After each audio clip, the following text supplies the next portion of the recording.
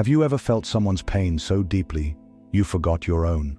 You saw her struggle, her wounds, her trauma, her chaos, and without thinking you stepped in. Not because she asked, but because you couldn't stand to see her suffer. And in that moment, you gave her something rare. Your energy, your attention, your essence. And what did she give you in return? A broken compass, a moving target, a test you were never meant to pass. Carl Jung tried to warn us. He said the man who does not become conscious of his own darkness will project his soul onto others and be devoured by the illusion that he can save them. That's the trap of the empath. The man who feels too much, loves too hard, and loses himself without ever realizing he's bleeding out. Because here's the brutal truth no one wants to say. Empaths are the easiest men to use. They're loyal even when they're punished.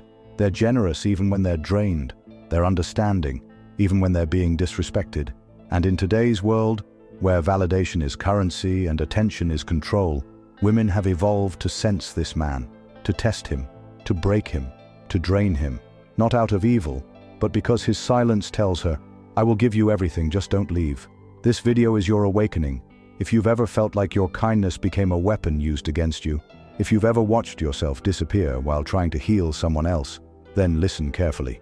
Because Carl Jung left behind a roadmap for every man who's been emotionally hijacked, spiritually exploited, and turned into a servant wearing the mask of a savior. And by the end of this video, you'll know why the empathic man suffers most and how to never let it happen again. Carl Jung believed that what we do not make conscious will return as fate. And for empaths, especially men, that fate often shows up as a woman, not just any woman, but the one who seems broken in all the right ways, the one who needs saving, the one who reflects every hidden wound he's never dared to face. You see, the empathic man isn't just sensitive, he's subconsciously seeking suffering. Why? Because deep down, his identity was built around being needed, being useful, being the one who could hold space when no one else would. And that's not compassion. That's trauma wearing a noble mask. Jung said, until you make the unconscious conscious, it will direct your life, and you will call it fate. That's why the empath keeps ending up in relationships where he's the therapist, the fixer, the emotional sponge. He doesn't attract chaos, he subconsciously craves it, because in that chaos he finds a familiar role: caretaker, savior, martyr. And let's be brutally honest, many women know this dynamic, not consciously, but instinctively. They sense the man who can't say no, the man who wants to be chosen so badly, he'll carry emotional weight that isn't his. So they give him just enough praise to keep him hooked, just enough affection to keep him hopeful, but never enough truth to set him free. And he keeps returning. Why? Because every time she cries, he feels alive. Every time she pulls away, he tries harder. And every time she gives him just a glimpse of love, he believes it's real. But here's the Jungian bombshell. The empathic man is not falling for her.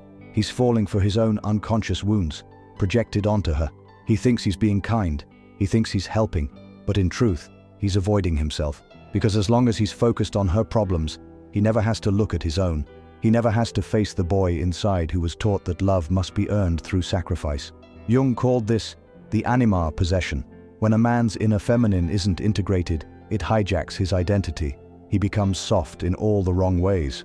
Overgiving, over-understanding, overexposed. He believes that empathy equals virtue. But Jung would say, no, empathy without boundaries is self-destruction. Because when your heart is wide open but your spine is made of paper, you don't attract love, you attract users. And in today's dating world, full of emotional games, attention economies, and spiritual manipulation, the empath is a target, not because he's weak, but because he thinks his suffering is noble. So he stays, he tolerates, he endures, and one day, he wakes up wondering where his fire went, why he feels invisible, why he feels used. The answer, because he was. Until the empathic man owns his shadow, until he realizes that his urge to save is often just an escape from himself, he will never know true love, only its illusion. Carl Jung warned us about the shadow, the hidden, denied parts of the psyche. But what happens when his shadow meets hers? You get the perfect storm, the empathic man and the emotionally fractured woman. On the surface, it looks like love, but underneath, it's a psychological battlefield, and only one of them walks away whole. Here's what most men don't understand. Every woman has a shadow too, a part of her that manipulates, withdraws, tests, and feeds off validation, especially from a man who won't walk away. And the empath? He senses this, but instead of confronting it, he romanticizes it. Oh, she's just hurt. She's not toxic, she's misunderstood. If I just love her harder, she'll change. But Jung would say, no, she won't. Not if your love is unconscious. Because what the empath calls devotion is often just a trauma loop. He's not healing her. He's enabling her shadow and feeding his own. It becomes a dangerous dance. She pulls away. He leans in. She lashes out. He apologizes. She withholds affection. He tries harder. Every step confirms a hidden belief. I have to suffer to be loved. And guess what? She doesn't respect him. Not because he's kind, but because he's predictable. Because every time she tests him, he folds. Every time she withdraws, he panics. Every time she gets cold, he bleeds warmth to win her back. Jung called this anima inflation. When a man is ruled by the distorted feminine within, he becomes emotionally porous. He feels everything, except his own center. He starts to see her emotions as gospel, her moods as scripture, and worst of all, her validation as his oxygen. This is why so many modern men burn out. Not from war, not from work, from women they couldn't say no to, because they mistook access for intimacy. They thought being open was enough. They believed that empathy alone would protect them. But Jung would ask, empathy for who? Her, or your own abandoned self? Because that's the deeper tragedy. The empathic man is often so focused on soothing her inner child that he abandons his own. And that's where the collapse begins. He becomes drained. He loses his spark. He doesn't recognize his own face in the mirror. And when she finally leaves, not with malice, but indifference, he's left with a silence so loud it feels like death. But that silence, that is the beginning. Because in that collapse, the man has two choices: blame her and repeat the cycle, or look inward and reclaim his sovereignty. Jung said, one does not become enlightened by imagining figures of light, but by making the darkness conscious. And for the empathic man, that darkness begins with this realization: you were never saving her. You were sacrificing yourself to avoid saving you. There's something cruelly ironic about the empath's journey. He spends his life trying to avoid pain, only to attract the very women who cause it. But Jung helps us understand why. See, the empathic man isn't just emotionally open, he's emotionally exposed. His compassion isn't rooted in strength, it's rooted in a deep, unconscious wound. And what do women sense better than anything else? Weakness masquerading as virtue. This is what makes the empath so vulnerable in love. He leads with his softness. He wears his heart on his sleeve. He believes love means understanding her pain more than protecting his own boundaries. But Jung warned us, what you don't make conscious will control you, and you'll call it fate. She walks into his life, beautiful and broken, unpredictable and magnetic. She says all the right things and does all the opposite ones. She gets close, then cold, warm, then silent. 1 minute, she's fragile. The next, she's a storm, and he calls it passion. But what it really is his unhealed mother wound, playing itself out through romance. He's not loving a woman. He's chasing the approval of a past he never processed. And women feel this. Even the most well-meaning woman will test the empath, not out of evil, not even consciously, but because something inside her needs to feel the presence of a man she can't control. And when the empath fails that test, when he chases, explains, apologizes, or collapses, her instincts scream, he's not the one. And the worst part, she doesn't even know why. That's the torment of the empath. He gives everything, and it's never enough. He listens. He forgives.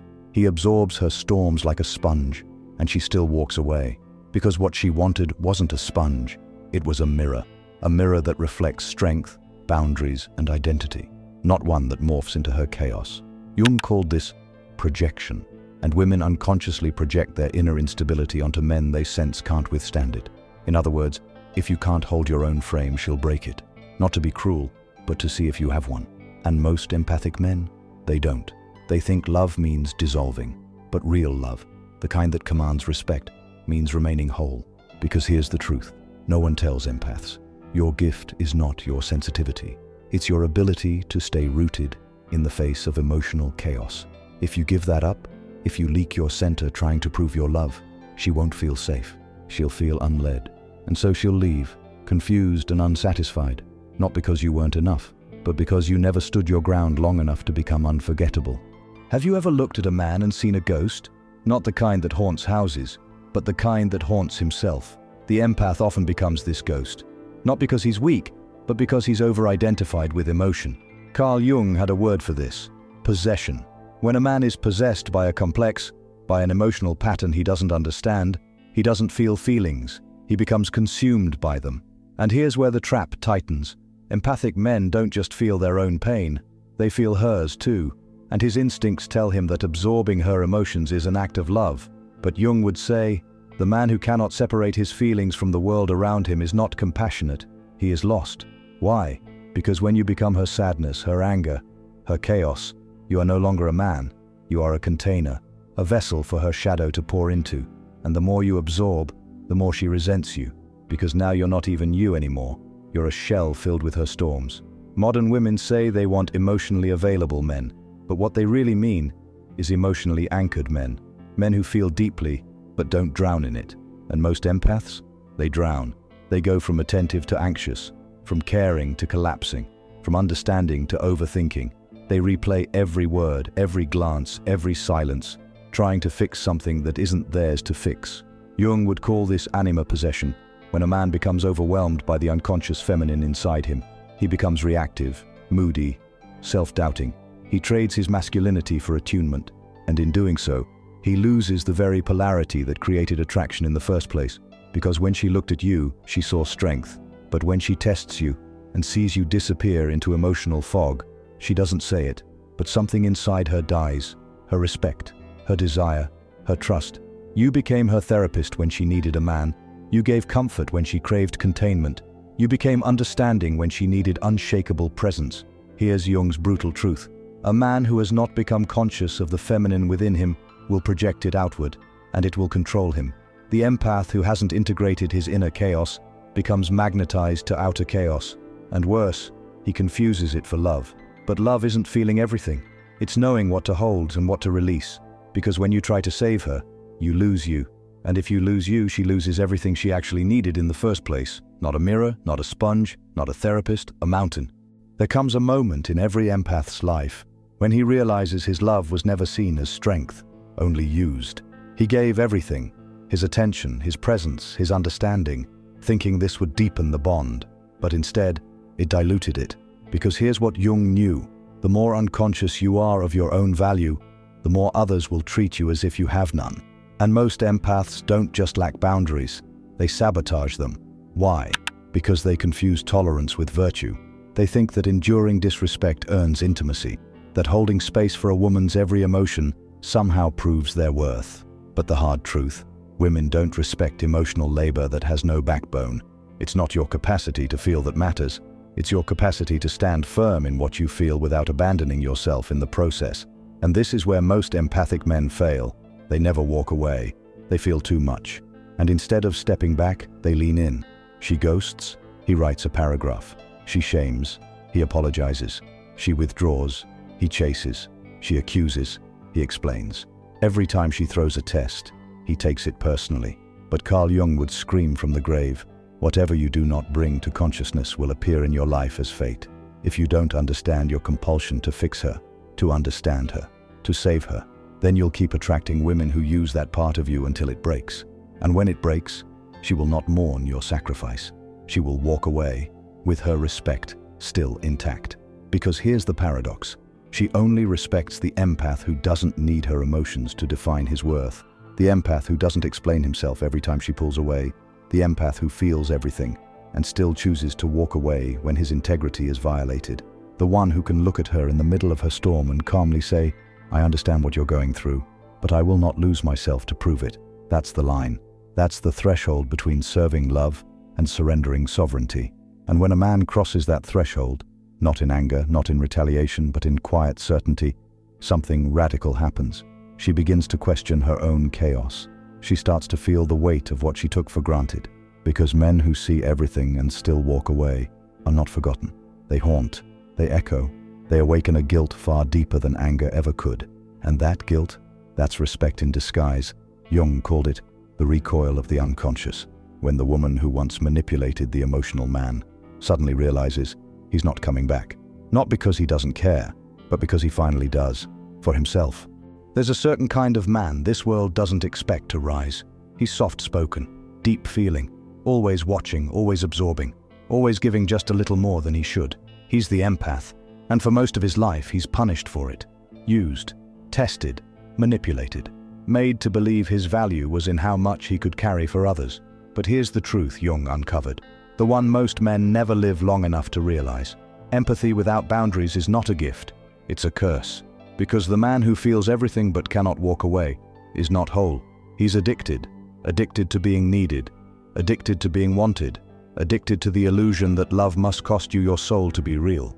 But the real transformation begins when that empath finally looks in the mirror and says, enough. Enough explaining, enough apologizing, enough performing for love that never saw him. That's the moment he changes. Because when an empath learns to guard his energy, he becomes something this world doesn't know how to handle. A man with depth and direction, still sensitive, still aware, but no longer reactive, no longer lost in the chaos of people who never deserved him in the first place. He becomes sovereign. And that man, he doesn't just feel, he chooses who gets to feel him. He's not emotionally available to anyone with a pretty face and a story. He's emotionally available to truth, to integrity, to mutual power. That's when he stops attracting chaos and starts drawing in respect. Because a woman doesn't fear the empath who bleeds for her.